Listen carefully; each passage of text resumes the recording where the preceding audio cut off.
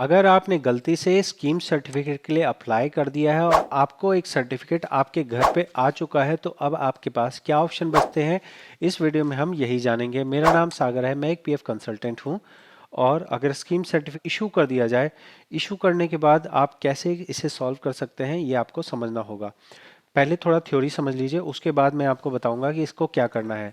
Theory ये है कि आपको जो है ना, तरीके से पेंशन का स्कीम सर्टिफिकेट अप्लाई ही नहीं करना चाहिए था।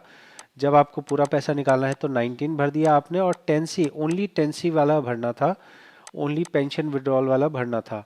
अब समस्या ये हुई कि आपने जब भरने की कोशिश की, वहाँ पे एरर आया। अगला वाले में एरर नहीं आ रहा था स्कीम सर्टिफिकेट में, तो ज़्यादातर लोग इस वजह से गलती से स्कीम सर्टिफिकेट अप्लाई कर देते हैं। तो यहाँ पे अगर आपने एक बार स्कीम सर्टिफिकेट आपको इशू हो गया है, 10C स्कीम सर्टिफिकेट इशू हो गया है, तो यहाँ पे ऑनलाइन में कोई भी तरीका नहीं है कि आप उस स्कीम सर्टिफिकेट को हटा के उसके जगह में कैश में पैसा ले सके। ऐसा ऑनलाइन में कोई ऑप्शन नहीं है।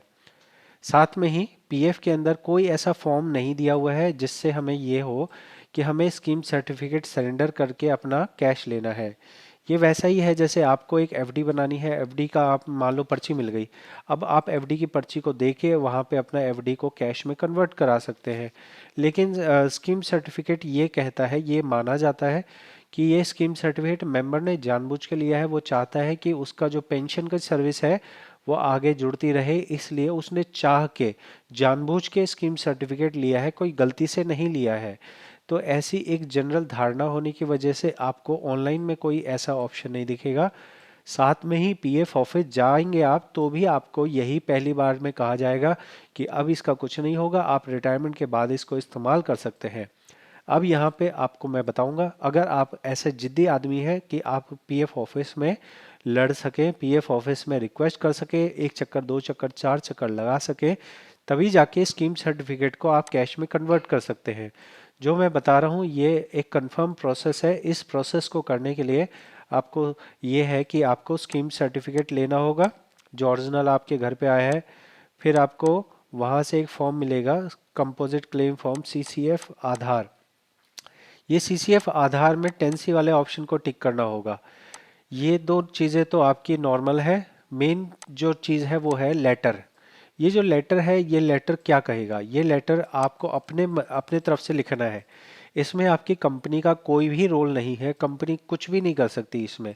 इस लेटर पे आपको ये लिखना होगा कि मैंने by mistake 10C scheme certificate के लिए अप्लाई कर दिया है। मेरी टोटल सर्विस इतने साल की बन रही है, या 2 साल की बन रही है, या 4 साल की बन रही है, या 8 साल की बन रही है, और मैं पेंशन के पैसे कंप्लीट निकालना चाहता हूँ। तो इसमें एक विशेष पीएफ अधिकारी, जो पीएफ ऑफिस का जो अधिकारी होगा, वो विशेष आपको अलाउ करेगा कि आप स्कीम सर्टिफिकेट को सरेंडर कर दें। ये सरेंडर करने की रिक्वेस्ट आप दे रहे हैं। अब उस रिक्वेस्ट पे अगर पीएफ अधिकारी काम करेगा, वो आपको अलाउ करेगा, तभी जाके आपके पेंशन का पैसा मिलेगा। तो मेन लड़ाई यही है कि पीएफ ऑफिस में वो अधिकारी, पीएफ आप इंक्वायरी काउंटर पे गए, आपको इंक्वायरी काउंटर पे बोल दिया गया कि आपका ये मिल गया, अब आपको नहीं मिलेगा। उसके आगे आपको पीएफ अधिकारी से मिलने की रिक्वेस्ट करनी है। आपको गेट पास बनाया जाएगा, आप अंदर जाइए, वहाँ जाके आप बताइए सर मेरी ये ज़रूरत है, मैं ऐसा, मेरे को स्कीम सर्टिफिकेट नहीं, मेरे को कैश चाहिए।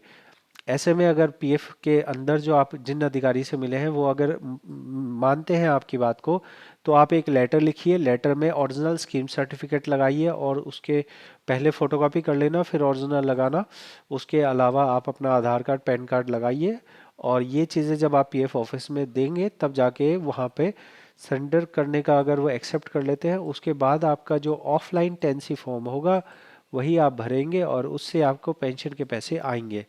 तो ये प्रोसेस काफ़ी मुश्किल है। इसमें मुश्किल बस ये है कि पीएफ ऑफिस के जेब से, अधिकारी के जेब से कुछ नहीं जाता, लेकिन उसमें उसकी सरदर्दी हो जाती है कि उसको पीएफ ऑफिसर, बड़े ऑफिसर से अप्रूवल लेना है।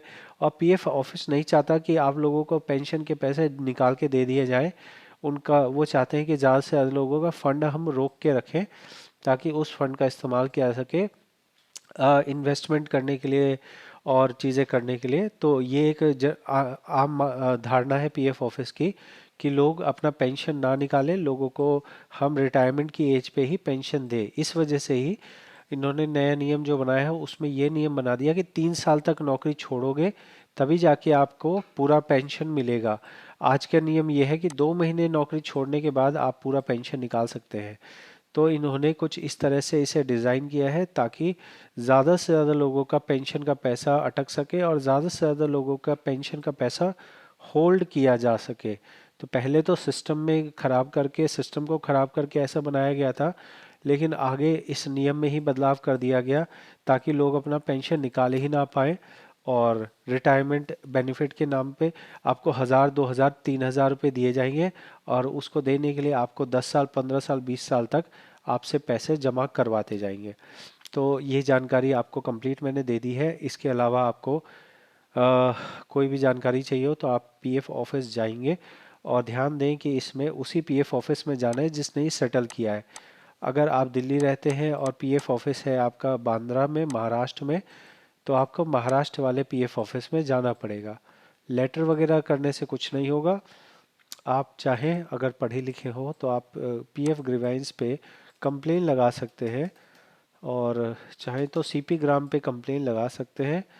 आप रिक्वेस्ट कर सकते हैं कि मेरा ये स्कीम सर्टिफिकेट सरेंडर करके मुझे अलाउ किया जाए।